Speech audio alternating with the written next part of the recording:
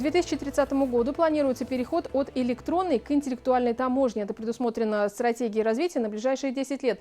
Обсудим новые технологии, а также текущую ситуацию вместе с начальником Башкортостанской таможни, генерал-майором таможенной службы Маратом Сафиуллиным. Марат Ралифович, здравствуйте. Здравствуйте. Итак, стратегия развития 2030 для таможни. В чем она заключается, какие цели преследуются? В мае этого года председатель правительства Российской Федерации утвердил стратегию развития таможенных органов.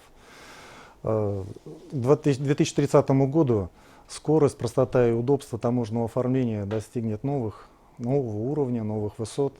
И главными элементами станут цифровые технологии и искусственный интеллект. Что можно сказать? Что было сделано до этого? Таможенные органы были реформированы, прошло разделение документального и фактического контроля. В Российской Федерации появились центры электронного декларирования и таможни фактического контроля. Башкортостанская таможня является таможней фактического контроля. И таможенные посты Башкортостанской таможни осуществляют фактический контроль, то есть реально контролируют и проверяют физические грузы. А в чем это выразится? Вот что заметят потребители, проще говоря? Потребители, в данном случае я буду уже говорить бизнес-сообщество, которое занимается внешнеэкономической деятельностью, для них на самом деле на данный момент пока никаких изменений нет, потому что электронное декларирование, мы говорим об электронной таможне, уже более 10 лет осуществляется электронное декларирование. Если раньше даже можно было мечтать, что декларация будет выпускаться быстро, автоматом, роботом, то сейчас цифры, например, Приволжской электронной таможни, подразделение Приволжского таможенного управления, где выпускаются декларации, в том числе участников внешнеэкономической деятельности Республики Башкортостан, 87% таких деклараций регистрируются без участия должностного лица, а 40% всех деклараций выпускается автоматически. Выпуск декларации занимает не более 5 минут, то есть очень быстро. Но понятно, что это касается законопослушного бизнеса. То есть это прежде всего удобно, оперативно? Правильно. Скорость, простота и удобство. И цель этой стратегии в том числе, что бизнес, законопослушный бизнес, он не должен замечать государственный контроль. Для государства же это, конечно же, в первую очередь, это защита внешнего рынка, рост товарооборота, не экспортного, не сырьевого экспорта, в первую очередь, как я сказал, защита внутреннего рынка. Прежде всего. Давайте обсудим правоохранительную деятельность. Какие основные виды нарушений? Понятно, что, к сожалению, я уже сказал, что есть законопослушный бизнес, но Башкортостанской таможней выявляются и правонарушения, за которые предусмотрены и уголовная ответственность, и административные правонарушения. В этом году должностными лицами таможни было возбуждено 10 уголовных дел. Если так, категорию этих дел: незаконное перемещение сильнодействующих веществ, незаконное перемещение стратегически важных материалов, незаконное создание юридических лиц и незаконные валютные операции. Административное правонарушение, хотел бы тоже обратить внимание. Дело в том, что у нас, например, озабоченность вызывает у нас. Почти 60% дел административных правонарушений возбуждено в отношении предприятий и индивидуальных предпринимателей, которые осуществляют торговлю со странами, входящими в Евразес, которые перемещают товары с нашим соседям. У них есть обязанность подать статформы, и они либо не своевременно предоставляют, либо вообще не представляют эти формы.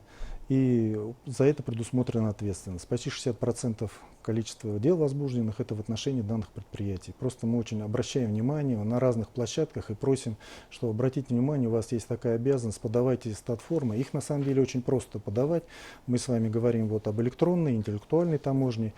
Очень многие процессы и процедуры совершения таможенных операций, они автоматизированы. Для того, чтобы подать эту статформу, участник данной торговли, он регистрируется на сайте ФТС, есть личный кабинет участника ВЭД, и там никакого специального образования, навыков не нужно. Эту статформу очень легко заполнить. Ее главное своевременно подать. А вообще в динамике как выглядит картина? Вы сказали 10 уголовных дел. Ну, тут же у нас не палочная система, но Мгм. если сравнивать с аналогичным прошлым периодом, было 9 возбуждено уголовных дел, в этом 10. Понятно, что если уж брать административное правонарушение, их, конечно, меньше в этом году, но понятно, что это связано. Ну, вот, было, например, в прошлом году, когда пассажиропоток был, и рейсы летали регулярно, то, соответственно, конечно, да, были некое количество дел, возбужденных в отношении физических лиц, которые перемещали товары для личного пользования через воздушный пункт пропуска аэропорт Уфа. Мгм. В этом году, конечно, этих дел поменьше. Но если брать вот эти статформы, про которые я говорил, к сожалению, количество дел по сравнению с прошлым периодом аналогичным, к сожалению, выросло. Ну, мы обращаем на это внимание, думаем, задумаются. Да. Еще одно направление деятельности таможни – это контроль после выпуска товара. Вот здесь что видите вы? Вы знаете, ну понятно, что, к сожалению, вот эта эпидемиологическая обстановка, она тоже влияет, и был введен мораторий на проверочные мероприятия. Количество проверок, в том числе, ну, если сравнить с прошлым периодом, сократилось почти в 2 раза.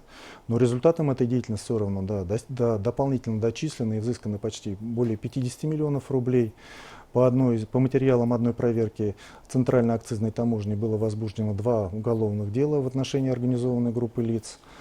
Проводится также скоординированные контрольные мероприятия с налоговой службой, осуществляем работу на внутреннем рынке совместно с другими государственными контрольными органами, с Министерством внутренних дел, с Россельхознадзором, с Роспотребнадзором, осуществляем совместную деятельность.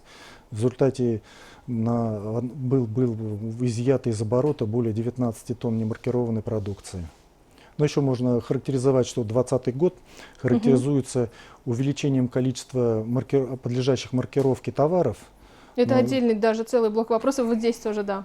И Пожалуйста, ваш здесь комментарий. необходимо отметить, что совместная работа Федеральной таможенной службы и налоговой службы создается и продолжается работа по отлаживанию этой системы, по прослеживаемости товаров от прилавка, от границы до прилавка. То есть получается, что когда ввезено и заявлены сведения таможенному органу, то до момента продажи на любой стадии можно отследить происхождение товара. То есть получается при наличии специальных программных средств, например, честный знак, да, который позволяет маркировку отследить данного товара, можно определить, какой товар был заявлен, какой был продан. И такая система позволит выявить товары, которые находятся незаконно в обороте. Ну а первые результаты какие? Ну, на данный момент, ну, вот, например, мы выявили, например, сейчас будет приниматься решение, выявили немаркированная обувь, подлежит маркировке, да, было выявлено чуть менее 30 тысяч пар обуви, и в дальнейшем будет решение приниматься. Угу. Ну, рассматривается, то есть. Да. Все-таки вот есть такие случаи, которые благодаря этой системе маркировки товаров позволяют выявлять, но они распространены или нет? Но это только работа начинается, потому что вот мы же начиналась эта работа с маркировок шуб, и был в результате, этот опыт был положительным считался, да, и поэтому количество товаров сейчас все больше расширяется. В этом году, вы уже знаете, да, табачная продукция, парфюмерия, лекарственные препараты, шины сейчас будут маркированы, да, шины, покрышки. С января этого года, с января уже 2021 года будут и некоторые товары легкой промышленности маркироваться. То есть эта работа будет продолжаться, потому что мы все как просто потребители заинтересованы в продукции качественной, оборот который на территории Российской Федерации осуществляется законно. Марат Алиевич, для автомобилистов обязательно нужно прокомментировать временный ввоз автомобилей, которые зарегистрированы не в Российской Федерации. Вот здесь какие нужно соблюдать правила? Ну, во-первых, временный ввоз на территорию Российской Федерации могут осуществлять иностранные граждане или граждане, которые постоянно проживают на территории иностранного государства. Российские граждане, которые, понятно, проживают здесь, они не могут временно ввести для личного пользования автотранспортные средства. На самом деле они не имеют права такого ввозить данные транспортные средства. Как я вам объяснил, имеют право только граждане, которые постоянно проживают за пределами Российской Федерации. Марат Алиевич, 25 октября профессиональный праздник у работников таможни. Как будет отмечаться в этом году с условиями коронавируса, да, и вот, может быть, несколько слов в адрес коллег? Но учитывая, что, да, вот, к сожалению, обстоятельства, вот, коронавирус влияет на все, будет отмечаться в новых условиях, дистанционно. Конечно, никаких массовых мероприятий не будет, но несмотря на все это, я хочу поздравить личный состав ветеранов, членов их семей с этим праздником и пожелать, безусловно, здоровья и сказать большое спасибо всем за их ежедневный труд. Большое спасибо и с праздником всех, уважаемые коллеги. Вас тоже поздравляем с профессиональным праздником. Спасибо большое, что пришли к нам на интервью. Спасибо. Я напомню, что гостем программы интервью был начальник Башкортостанской таможни Марат Сафиуллин, и мы говорили о текущей ситуации, а также о новых технологиях, которые будут использованы. Не переключайтесь, оставайтесь на БСТ.